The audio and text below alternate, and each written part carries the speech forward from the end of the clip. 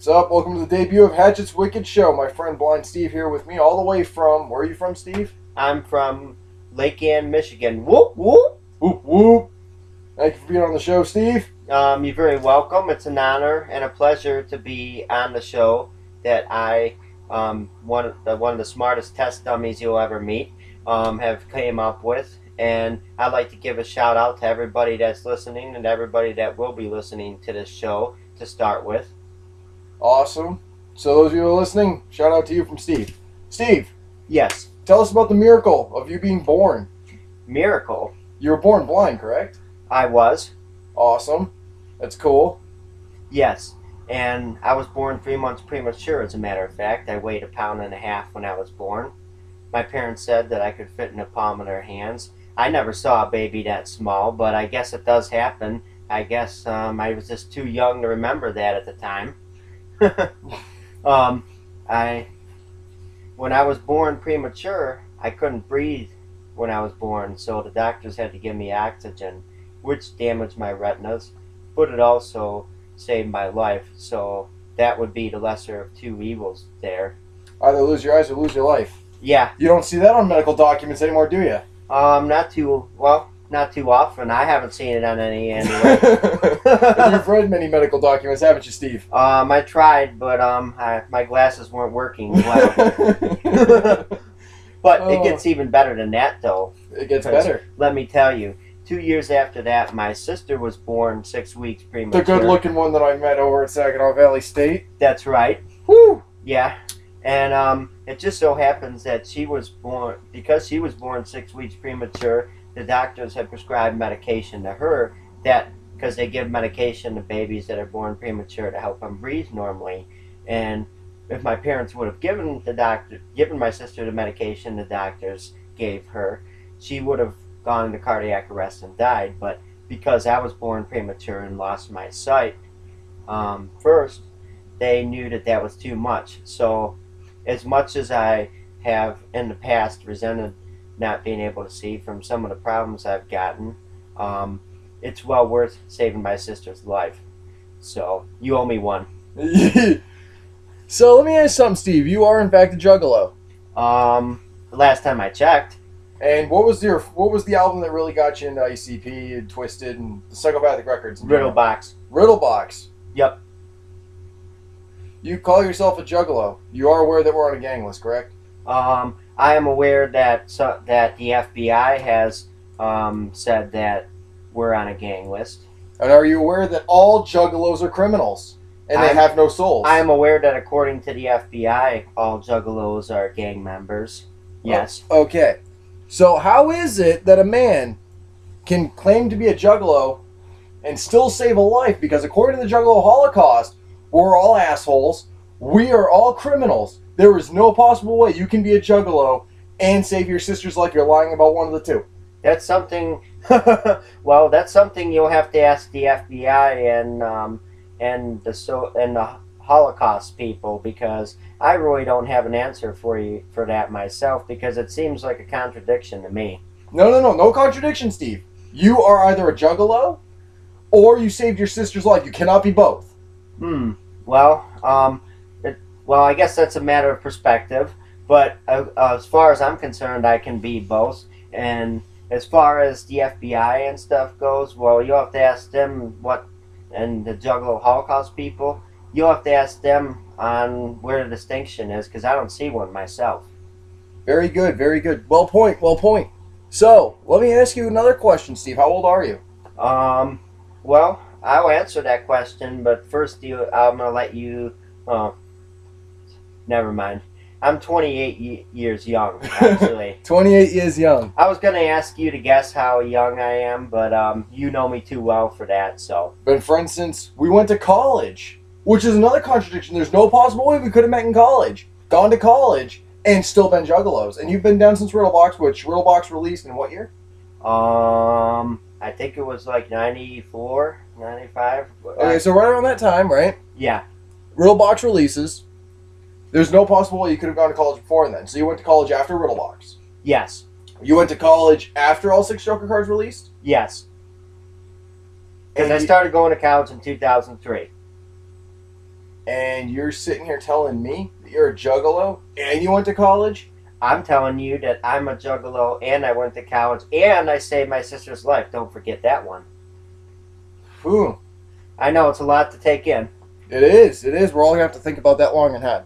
Now, Steve, the FBI, as we have greatly talked about, they gave us fails and stuff like that. You know, you're gang members, you're this, you're that. Well, I've got some information here from the FBI. Oh, and would you please enlighten us to this information you got from the FBI? Failure number 1 from the FBI, conspicuous SSID fail. A tragedy of Columbine proportions was narrowly avoided as Tampa police detained angsty 17-year-old Jared Michael Kano before he was able to set off a bomb on some of his classmates. Now, any credit to the FBI earned is quickly face-palmed away. However, after reading Kano's Facebook status update only a few days prior to the raid, the weirdest thing happened today. When my homie was trying to connect to a wireless network, the connections list came up, and one of them was called FBI surveillance van. Yeah. This guy was not a juggalo, knew that there was an FBI surveillance van internet connection, and the dumbass still got caught. What are your thoughts? My thoughts are that that is pretty funny to start with, but I will clarify something. Okay, there might be people that call themselves juggalos that commit crimes that would be considered violent or gang related. However, that does not mean that you can the FBI or anybody else for that matter should label juggalos or any other group of people who like to listen to certain music, people who like to do whatever, who aren't bad people. You can't label someone just because of a group they belong to, like juggalos or anything else, as gang members. But the Juggalo Holocaust and the FBI had said that juggalos are dangerous, so this guy must be a juggalo. Well, just because the Juggalo Holocaust and the FBI says that doesn't mean they're impervious to flaws, which obviously they are flawed in making such a broad, sweeping, irrational statement as that. Good point, good point. On to the next, Steve. There's another one. The case of mistaken whiteys.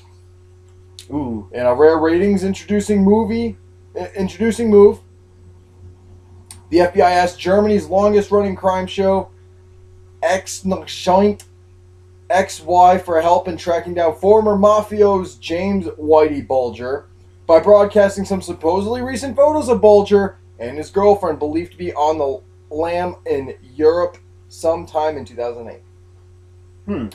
What they didn't do was check these photos for accuracy. Well, that's interesting because you said I want to draw your attention to, you said they didn't check them for accuracy. Well, that almost goes along with them saying everybody that's a juggalo is a gang member, because that's just as inaccurate in itself, because not everybody, in fact, I would argue that most of the people who claim to be juggalos are actually good people and not part of a gang or gang-related activity in any way. And that's kind of going right along with the FBI's stance on juggalos being affiliated with gang activity as a whole. So you're saying that they could not accurately identify Whitey Bulger, who is one of the top 10 next to Osama bin Laden. Yes. Rest in peace, you Arab bastard. But Whitey Bulger, being part of the mafia, who was also an FBI informant, and now is on the most wanted list, they could not accurately find this guy. So you're saying there's a chance they could not accurately identify the juggalos and gang members? Well, what I'm saying actually is that they're using inferences, and they're using what's the right word? They're using broad gestures to identify people as being part of a gang, like saying everybody that's a juggalo is automatically affiliated with gang activity, for example. And so they might be using the same flawed, irrational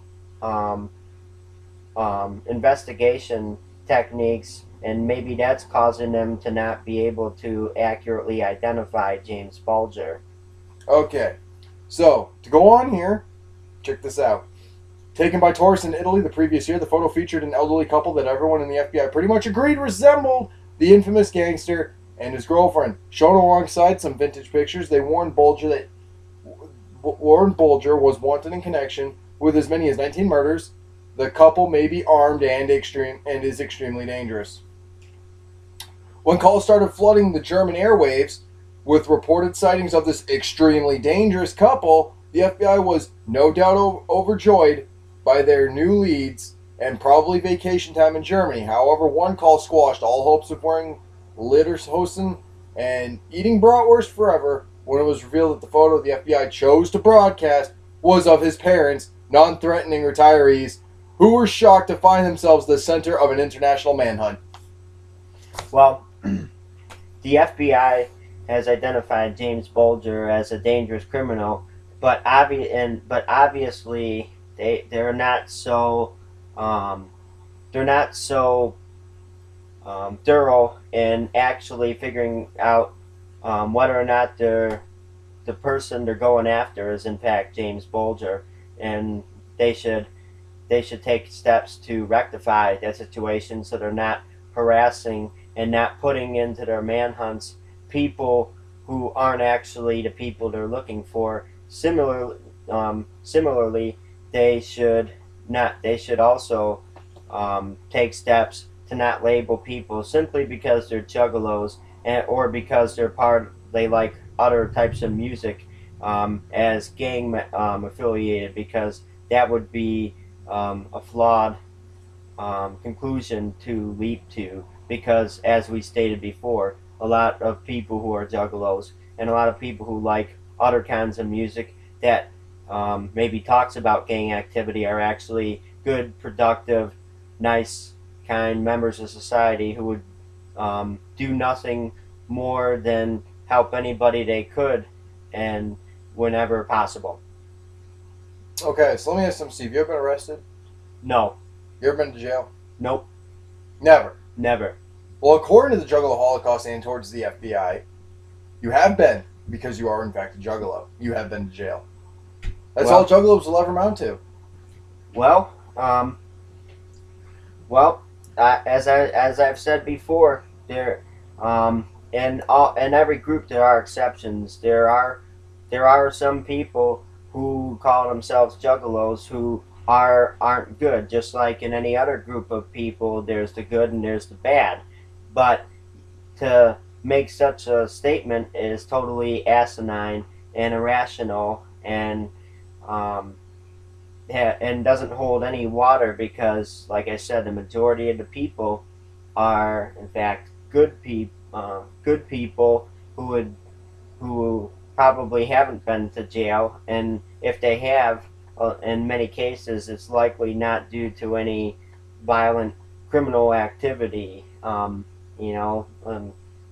In many cases, it might be that someone was caught drinking underage or something like that. Hardly conducive to violent criminal activity, as the Juggalo Holocausts people might try and betray. So you mean to tell me that not only have people unidentified with juggalos completely, not knowing who each and every single one of them are, because in a gang, you got to see what's related with symbols and things like that. You got to see what is in fact gang affiliated and what people are involved. So it would be, I guess, a good way to put it, a mess in their thinking, unorganized, to say the least. Let me ask you something, Kyle.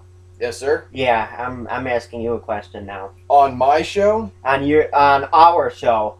All right, fine. I guess I'll have to allow this. Because after all, I did come up with the idea, right? For Hatchet's Wicked Show, yes, in fact. Yes. So I would say it's our show. But anyway, I digress. The question I'm going to ask you is, what is it that more often than not gangs require for initiations or for people to join gangs? What sort of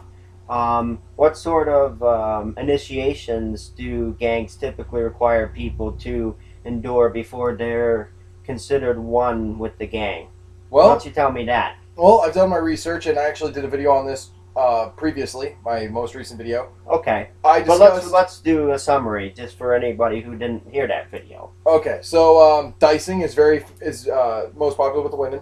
Okay. They number comes up after they roll the dice. They have to fuck that many members in the gang. Right. They have to get beaten in. Okay. They have to commit a crime, a felony crime usually, armed robbery, something like that, and they got to be willing to murder in front of a gang member, usually one of the higher ups. Okay. Well, let me ask you this: how many juggalos do you know? How many people who call themselves juggalos that you know? And I'm not talking about any people who call themselves juggalos who are part of another gang where they went through this, but simply for becoming part of the juggalo family. How many people do you know that have had to go through those initiations as you've described previously? I've never met a single one.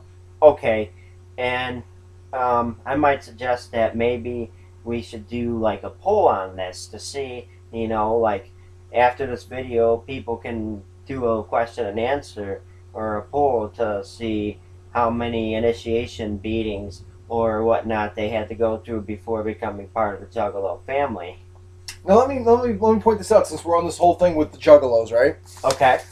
So there's a thing on here called it's in my notes here.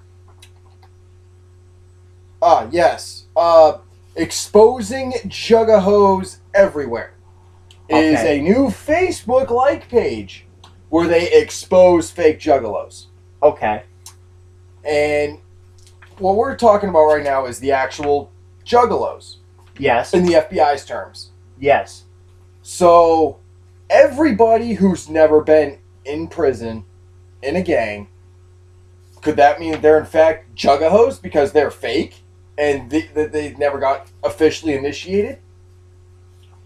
Well, I mean, I mean that's I mean, I guess the answer you get would depend on who you ask, but I mean, but But I'm let's asking you. keep in mind. Let's keep in mind that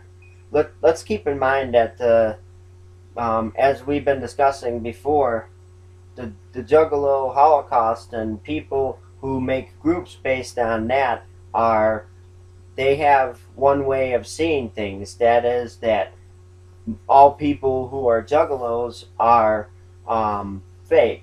Are fake, and it's I would argue that it's not just the Juggalo Holocaust group itself that would say that, but I would argue that a lot of groups who hate on people who are Juggalos and stuff, might have a similar viewpoint. It might not be exactly the same viewpoint as the Juggalo Holocaust, but the common factor here is all those people, if nothing else, are saying that people who are Juggalos are fake, and that's something they all have in common, even if their methods and their arguments are different. Well, let me stop you right there. Because now you raised a question. You mean to tell me that juggalos are separate individuals Yes. who don't have group thinking, who all have their own opinions? Well, I would argue that they all have some things in common, like an ICP or like in Twisted. But yes, they do. There in many ways they do have differences because let me put it to you this way. Okay, even if we can all agree that we like ICP or ABK or whoever, we might not have exactly the same songs that we think are our favorite songs because different people have different songs that mean something different to them. Like I started out with Riddle Box, so whenever I listen to Riddle Box, it brings back memories of when I was a kid. Whereas, let me ask you this: when did you start getting into the whole Juggalo thing? What CD has significance for you there? My first album that I ever listened to fully, all the way through, without it being burned or mixed or anything, was in fact The Wraith Shangri-La, and I came in to it when you went to college. Okay, so that right there, I think, more or less answers your question. We might have in common that we both like ICP and stuff like that, but we don't have the same, we have somewhat of a different view on it because we got in it at different times. we might have different songs that we prefer over others, maybe. And I would argue that that in itself is one indication that we're not gang affiliated, like the Juggalo Holocaust claim, because usually in a gang mentality or in a gang group, like they're talking, everybody has to think and do and feel the same way, because otherwise they're liable to be killed. Isn't that usually the case? That is usually the case when they decide to go against usually one of the upper ups in a gang member, or they decide to go against the entire group and have their forming their own opinion. So, but by what you're saying is that there'd be a lot less juggalos than there are now if we were in fact a gang. I would think there might be less juggalos, simply for the fact that if the juggalo community at large was a gang mentality, a lot of them who didn't toe the official line, to put it one way, wouldn't be here to say anything about juggalos or anything else for that matter. Interesting. So, my next thing I actually wanted to bring up, Steve, is did you know that people say there are millions of juggalos and the Juggalo Holocaust says that's false, based off of album purchases, and the most recent that they had done this was Bang Pow Boom. They didn't count Mighty Death Pot. Sold, and they did 3 different versions. So I guess they said there was like 9,000 sold. So let's say that that's accurate. You mean to tell me that 9,000 of us have all managed to become a gang? Well, first of all, that's totally irrelevant, because the fact is I never purchased Mighty Death Pop. I have Riddle Box and the other Joker's cards in the first deck. All the other Joker's cards in the first deck. So, Which we both purchased. Yes. Because you bought some, I bought some, we put them on your computer, we put them on our MP3 players, iPods, whatever.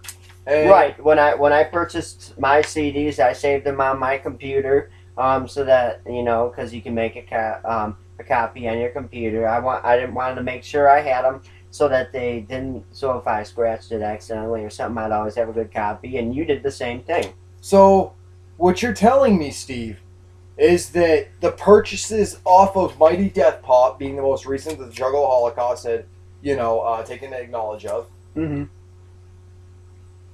that they're wrong, because there's actually some people who did not buy the CDs, so they are unaccounted for, meaning Absolutely. they might not be gang members in fact. Well, what I'm saying is that it's wrong to say that, it's wrong. What I'm saying is it's wrong to say that there's only 9,000 some juggalos, because it's wrong to associate the number of juggalos with album purchases, because let me ask you another question. Let's say somebody's really into ICP and maybe they have Riddle Box, for example, or ABK, and they got Hatchet Warrior. But let's say they're on hard times and they don't have enough money to buy Medicine Bag or Bang or Mighty Death Pop or any of that right now. Maybe they're saving money so that they can do that later. So let me ask you, with that in mind, is it right to say that those people aren't juggalos because they don't have the album, because they can't afford it yet? I would argue it isn't, because those people are still part of the family. Those people are still into the music and everything, and maybe they're saving money to purchase the album. But according to Juggalo Holocaust, they've accurately identified how many juggalos are out there. You mean inaccurately? I mean, they might say they accurately, but they But I'm saying that this is how they feel. They feel like they have accurately counted the amount of juggalos, like they've gone out on 1, 2, 3, 4. Okay, I'll put it to you very simply. It's simply put. What the Juggalo Holocaust calls accurate is not really accurate, because in order for it to be accurate, you have to take all the factors into consideration, not just how many purchases of an album there are at any given time, but how many people have gone. You could make it as broad or as narrow as you want, but the fact is that the Juggalo Holocaust is not being accurate in their statement there, because they're only taking one factor, that is this album's purchase, into consideration, and that's not even close to being accurate. Because we went to Hollow Wicked in 2008, And No. I went to Hall of Wicked and I dragged your ass with me and forced you to go. oh, that's right. That's well, according to what some of the people at college said, yeah. But I actually asked you. Remember, Steve, we never went to college. But We just pretty much were out in the middle of the air someplace. oh, Because we couldn't beat Juggalos, and in college, the Juggalo Holocaust and the FBI has already said this. oh yeah, and they're God, right? Pretty much. That's how they see it. They see this. They see them above everybody else. They get to monkey around. They get to choose what's being exposed, what's not. I'm so thankful for the freedom of speech and expression, and the right to disagree in America because I don't. Luckily, because of that freedom afforded me and you and everybody else, I definitely don't concur with what the Juggalo Holocaust say in that regard, or probably anything else, because they're using such narrow views to say that they're accurate when they're really not. So you're saying the Juggalo Holocaust cannot, in fact, be accurate with everything they've stated? No, because their whole investigation and their conclusions are based on less than accurate testing, less than accurate surveys. You can't just say because of how many albums were sold, that says how many juggalos there are, because there's a lot that defines who a juggalo is. It might be, there's a lot of people who might not have any of the albums, but when they go to their friends, they listen to it, and maybe they've gone to their concerts, and those people could be considered juggalos too. So you mean the Juggalo gang has groupies that follow them around and listen to their music? I wouldn't put it that way. I would put it that for what I would put it that there's a lot of juggalos that have different circumstances. Some juggalos might not have any of the albums. Some would have all of them. But regardless of that, anybody who's into the music and the family should be considered a juggalo. And so that's why the Juggalo Holocaust is not accurate. And nor would the FBI. Exactly, because like I said before, a lot of those people who are juggalos aren't gang related, aren't doing anything to cause harm to other people deliberately like gang people and gangs would typically do. And so yes, the FBI, by putting juggalos on a gang list like the Crips and Bloods and whatnot, is being inaccurate in this matter. That's what I'm saying. So both groups who have targeted us juggalos are in fact wrong, and we've got the logic to prove this. I believe we do, my friend. Well, Steve, this has been a great honor having Hatchet's Wicked Show as you as its first person to interview. Thank you so much for coming up. Thank you very much, and whoop whoop to Whoop, everybody out there, and you should, and I look forward to your responses to this video, and please, all I gotta say is please respond. Any criticism is okay, just so long as your criticism is informative. You don't just swear and say nothing in your criticism. If we're doing something, and if we should be doing something differently, then tell us what we're doing wrong and tell us how we could do it better. But and any info on your efforts to change people's minds and change the FBI's stance on this issue, going to talk about gang awareness and how bad it is to be in a gang, and any efforts on your guys' part to get us off the FBI gang list would be greatly appreciated. We can always use all the updates on your efforts and your successes in the battle, which will keep the fight going even further and bring the spirits up. That would be greatly appreciated, and I look forward to, and with that being said, my good friend Hatchet and I, we look forward to updating you and gracing and updating you with our next video. Thank you, Steve. You're very welcome. Thank you.